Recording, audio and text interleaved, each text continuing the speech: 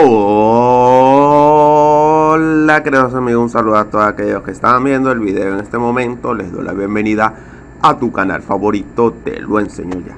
En este video te enseñaré a cómo poner un video de Kawaii en cámara lenta de una manera muy rápida y sencilla, así que te invito a quedarte a ver todo el video. Vamos a entrar a la aplicación de Kawaii.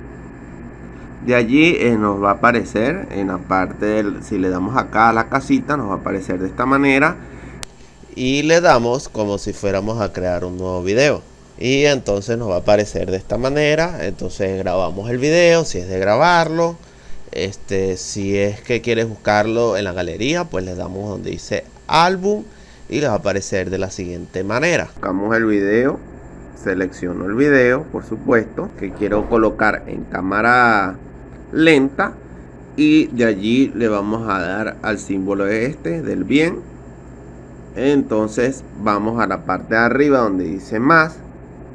Nos van a aparecer varias opciones que dicen efectos, texto, cortar, bla bla bla. Le damos donde dice efectos. De allí nos van a aparecer una serie de opciones, filtro, sincronización, en la parte de abajo.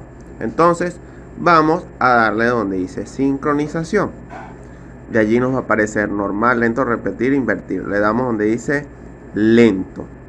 Y como estamos observando, se está reproduciendo lentamente el video. Si ustedes quieren colocarlo más, una parte, o sea, el lento, o sea, una parte más amplia del video, pues solamente pueden colocar 3 segundos. Acá como dice, el efecto lento solo funciona en 3 segundos del video. Entonces debemos tomar en cuenta esto que les estoy diciendo. De allí le damos al símbolo que estamos observando. Le damos en siguiente, publicamos el video. Y de esa manera fácil y sencilla estamos colocando un video de Kawaii en cámara lenta desde la misma aplicación.